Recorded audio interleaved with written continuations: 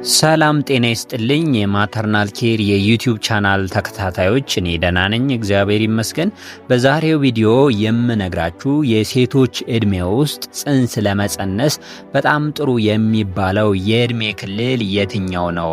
አሁን በተገኘው ጥናት መሰረት ማለት ነው አስደግፌ የምነግራችሁ ከስነ ህይወት ተሞክሮ ከህይወታችሁ ዓላማና ፍላጎት ጋር በማጣመር እንግዲህ እስከ መጨረሻ ይህን ቪዲዮ ከተመለከታችሁት የራሳችሁን ውሳኔ ታሳርፋላችሁ ማለት ነው። ቪዲዮውን ስትጀምሩት በቅንነት ላይክ፣ ሰብስክራይብ በማድረግ ማንኛውንም ጥያቄና ቅሬታ ካላችሁ ደግሞ ኮሜንት ሴክሽን ላይ አስቀምጡልኝ፣ የእያንዳንዳችሁን መልሳለሁ ማለት ነው። አሁን ጊዜያችሁን ሳልሻማ ወደ ዋናው ቪዲዮ ገብቻለሁ። እንግዲህ እንደ ሀገራችን ብዙ ጥንዶች የሚጠይቁት ጥያቄ ነው። በነገራችሁ ላይ ይሄ ነገር የትኛው የእድሜ ክልል ነው ልጅ በቀላሉ በተፈጥሮ መንገድ ብቻ መጸነስ የሚቻለው የሚለው ማለት ነው። በተለይ ደግሞ በሴቶች እህቶቻችን ላይ፣ በነገራችን ላይ በወንዶችም ፋክተር አለው የተወሰነ እድሜ ማለት ነው። ነገር ግን በሴት እህቶቻችን የባሰ የሚነሳ ነገር ነው። በነገራችን ላይ ቤተሰቦች እዚህ ጋር ማስተዋል ያለባችሁ ነገር ምንድን ነው? በመጀመሪያ መረዳት ያለብን ነገር አለ። ስነ ህይወቱን ወይም ደግሞ ባዮሎጂውን መረዳት መቻል አለብን። እድሜ እንዴት እርግዝና ላይ ተጽዕኖ ያሳድራል፣ የሴቶች እድሜ ማለት ነው የሚለውን መረዳት አለብን። ሴቶች እንቁላሎቻቸው ሲወለዱ ጀምረው ነው እንግዲህ ይዟቸው የሚወለዱት ማለት ነው። ከ1 እስከ 2 ሚሊዮን እንቁላሎች አብረዋቸው ይዟቸው ይወለዳሉ። ነገር ግን እድሜያቸው እየጨመረ በሄደ ቁጥር እየቀነሱ እያለቁ ይሄዳሉ። አንደኛ እንቁላሉ ራሱ እያለቀ ይሄዳል፣ ሁለተኛ ጥራቱ እየቀነሰ ይሄዳል። አንዲት ሴት ለአቅመ ሔዋን ስትደርስ የእንቁላል መጠኗ በከፍተኛ መጠን ይቀንሳል። የሚገርማችሁ ነገር እድሜዋ ደግሞ 30 ሲደርስ የተወሰነ ፐርሰንት ይቀራል ማለት ነው ሲጀመር። ስለዚህ ቤተሰቦቼ እዚህ ጋር ማወቅ ያለባችሁ ነገር እድሜ እየጨመረ በሄደ ቁጥር እንቁላሎች መጠንና ጥራቱ በከፍተኛ ሁኔታ ነው እየቀነሰ የሚሄደው። ይህ መሆኑ ደግሞ በየወሩ በተፈጥሮ መንገድ የመጸነስ እድላችሁ እየቀነሰ ነው የሚሄደው። እንግዲህ እየሞከረች ያለች አንዲት እናት ማለት ነው። ከዚህ በተጨማሪም ለተደጋጋሚ ውርጃና እርግዝና ሲፈጠሩም የተለያዩ ጉዳቶችን እያስተናገዳችሁ ትሄዳላችሁ ማለት ነው። እድሜያችሁ እየጨመረ በሄደ ቁጥር ማለት ነው። እዚህ ላይ ግን በሁለተኛ ደረጃ ልናነሰው የምፈልገው በጣም ወሳኙና ቶፒካችን ምንድን ነው? በጣም ጥሩ የሚባለው የእድሜ ክልል ከተለያዩ ጥናቶች በመነሳት እንግዲህ መናገር ይጠበቅብኛል ማለት ነው። ተመራማሪዎች እንደሚያብራሩት እንዳጠቃላይ በተፈጥሮ መንገድ ለመጸነስ የሚሆነው ጊዜ እና ጽንስ ከተፈጠረ በኋላም የተለያዩ ጉዳቶች እንዲቀንስ የሚያደርገው በየትኛው እድሜ ነው ካላችሁ እንግዲህ በ20ዎቹ አጋማሽ ጀምሮ እስከ 30ዎቹ መጀመሪያ አካባቢ በጣም የተሻለ የሚባሉትና ያለምንም ችግር ጽንስ በሚፈጠርበት ጊዜ እንግዲህ ያለምንም ችግርና ኮምፕሊኬሽን ጽንሱም እናትየዋ እንግዲህ በሰላም የሚገላገሉበት ጊዜ ነው ማለት ነው። ውድ ቤተሰቦቼ እዚህ ጋር እንዳትደናገሩ ዘርዘር አድርጌ ለማስረዳት ልሞክር። የመጀመሪያው በጣም ከፍተኛ እርግዝና የሚፈጠርበት የትኛው ነው የሚለው እንግዲህ አስተውሉ። ከ18 እና ከ19 ዓመት ጀምሮ እስከ 28 እና 29 ይህን የሚስተካከለው የለም ለማርገዝ ማለት ነው። ፔሪዳችሁን ባያችሁበት ጊዜ ማለት ያ እንዴት ነው? በየወሩ ታያላችሁ አይደለ? በየወሩ ራሱ የማርገዝ እድላችሁ በጣም ከፍተኛ ነው። ሁለተኛውን ደግሞ ያዙልኝ። ጽንስ ሲፈጠር ደግሞ ችግሮች ዝቅተኛና የጽንሱ ውጤት አስደሳች የሚሆነው በየትኛው ነው ካላችሁ ግን ከ24 ዕድሜ እስከ 30 ባለው እድሜ ክልል እንግዲህ ስትጸንሱ ልጁ ከተወለደ በኋላም ችግር አያጋጥመውም። እናትየዋ ላይ ራሱ የሚደርሰው ኮምፕሊኬሽን እና ሪስክ በጣም ዝቅተኛ ነው ማለት ነው። ነገር ግን ከ30 ዓመታችሁ በኋላ ግን በራሱ ጊዜ ለማርገዝ ለምሳሌ በየወሩ የመፈጠር እድሉ በጣም ይቀንስባችኋል። ይሄ እውነት ነው እንግዲህ ሳይንስ ነው፣ ምንም ማድረግ አይቻልም። ብዙ እናቶችም እንግዲህ በጣም እየታገላችሁበት ያለው መንገድ ነው። ከ35 ዓመታችሁ በኋላ ደግሞ በፍጥነት ነው እየቀነሰባችሁ የሚሄደው ማለት ነው፣ ይሄ ለማርገዝ የምትሞክሩት ነገር። ስለዚህ በየትኛውም የእድሜ ክልል ማርገዝ ይቻላል። ነገር ግን ትክክለኛ የመጸነሻ ጊዜና ጤነኛ ልጅ ከፈለጋችሁ ግን ከ20ዎቹ ማብቂያ እስከ 30 ዓመታችሁ በጣም ጥሩ የሚባል ነው። አሁን መጨረሻ ላይ የነገርኳችሁ ምንድነው ቶሎ የሚረገዝበትና ደግሞ ጤነኛ የሆነ ልጅና እናንተም ደግሞ ያለምንም ኮምፕሊኬሽን የምትወሉበትን በጣም ቤስት የሚባለውን ነገር ነው። ከየት እስከ የት አልኳችሁ? በ20ዎቹ መጨረሻ ማለት እንዴት ነው 25 26 27 28 29 እስከ 30 ባለው እንግዲህ በጣም ቤስት የሚባለው የእድሜ ክልል ነው ማለት ነው። ስለዚህ ውድ ቤተሰቦቼ በሶስተኛ ደረጃ መነገር ያለበት ነገር ምንድነው? በጣም በልጅነታችሁና እድሜያችሁ ደግሞ ከሄደባችሁ በኋላ ለመጸነስ መሞከር ችግሮቹ ምንድናቸው ብላችሁ እንግዲህ ጥያቄ ሊፈጠርባችሁ ይችላል። በጣም ወጣት ከሆናችሁ ማለት ከ20 ዓመት በፊት ከሆነ እርግዝና የተፈጠረው ማለት ነው ጽንሱና እናትየዋን ጨምሮ ለተለያዩ ችግሮች ትጋለጣላችሁ። ለምሳሌ አንደኛ ያለ ጊዜው ጽንስ መወለድ፣ ይህ ፕሪተርም ሌበር የምንለው ነገር ይከሰታል። ሁለተኛ የደም ግፊትና ዝቅተኛ ኪሎ ያላቸው ልጆችን ትወልዳላችሁ። ዝቅተኛ ኪሎ ያላቸው ልጆችና ያለ ጊዜው የተወለደ ልጅ ካለ ደግሞ ማሞቂያ ክፍል መግባቱ አይቀርም። ይሄ እንግዲህ እንደ ጉዳት የምናየው ነገር ነው። ያው ደግሞ ምንድነው ከ35 ዓመታችሁ በላይ ሆኖ ለመውለድ ስትሞክሩ ወይም ደግሞ ለመጸነስ ስትሞክሩ ምን አይነት ነገሮች ይፈጠራሉ የሚለው ነው።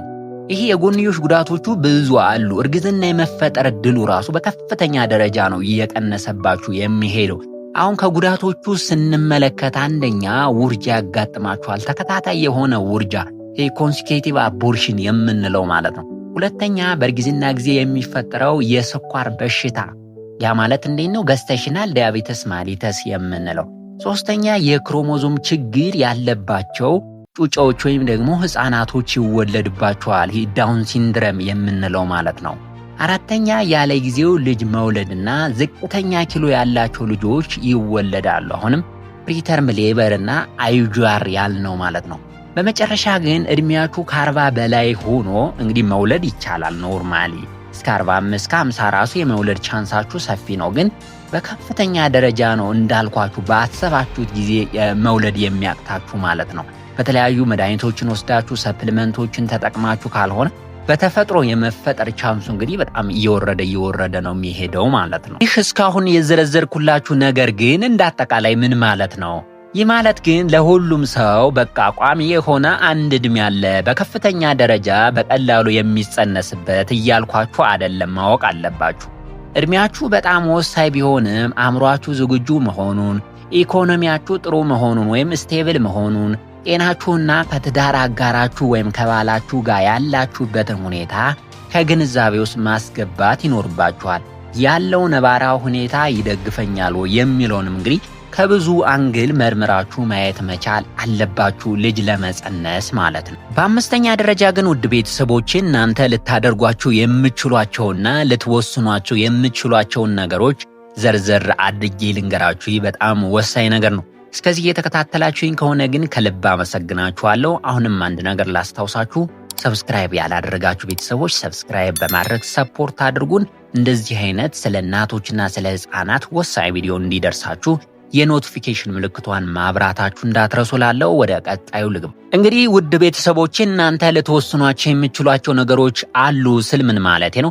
ለምሳሌ አንደኛ ጤና ቅድሚያ ልትሰጡት የሚገባ ነገር ነው። ከመጸነስም ከምንም በፊት የተመጣጠነ ምግብ መመገብ አለባችሁ። በየጊዜው አጠቃላይ የጤና ምርመራ ማድረግ አለባችሁ። የሰውነታችሁን ክብደት ማስተካከል አለባችሁ። ጭንቀትና የተለያየ እንቅልፍ ማጣት ወሳኝ ነገሮች ናቸው፣ ከሚገርማችሁ ነገሮች ማለት ነው። እነዚህን ኮምፕሌትሊ ለማስተካከል መሞከር አለባችሁ ማለት ነው። መጀመሪያ እኛ ደረጃ ደግሞ ራሳችሁ ላይ መወሰን ያለባችሁ ነገር ከማርገዛችሁ በፊት ቅድሚያ የጤና ምርመራ ማድረግ፣ ፕሪኮንሰፕሽናል ቼክ ወይም ፕሪኮንሰፕሽናል ኬር የምንለው። በተለይ ደግሞ እድሜያችሁ ከ35 ዓመት በላይ ከሆነ የተለያዩ የጤና ምርመራዎችን ማድረግ ግድ ይላችኋል ማለት ነው። ለምሳሌ የደም ግፊታችሁን መለካት፣ የእንቅርት ምርመራ ማድረግ፣ የስኳር በሽታ ካለባችሁ እርግዝና ከመፈጠሩ በፊት እነዚህን ቸክ ማድረግ አለባችሁ። እያንዳንዱ እንግዲህ እርግዝና እንዳይፈጠር የማድረግ ዓላማ ስላላቸው ማለት ነው። ኛውና ሶስተኛው ምንድነው ውድ ቤተሰቦቼ? ፈርቲሊቲ ኦፕሽን የምንለው ነው።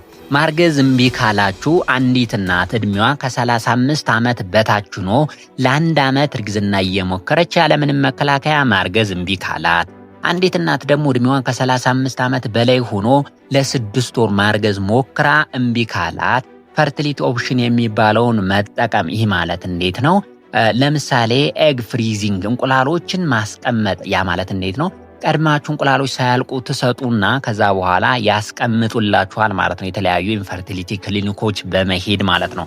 ሌላኛው ደግሞ የተለያዩ የመራቢያ አካል ምርመራዎችን ማድረግ፣ ኤኤምኤችኤፍሲ የምንላቸው አሉ። ክሊኒኮች ሂዳችሁ እንግዲህ እድሜያችሁ ጨመረ ሲልባችሁ ሂዳችሁ እነዚህን ነገሮች ማሰራት ትችላላችሁ ማለት ነው። ይህ እንግዲህ ከምታስቡት በላይ በጣም ወሳኝ ነገር ነው ማለት ነው። ኛውና አራተኛው መወሰን ያለባችሁ ነገር ምንድነው? ውድ ቤተሰቦቼ የባለቤታችሁን የጤና ሁኔታ ማስመርመር ግድ ይላችኋል።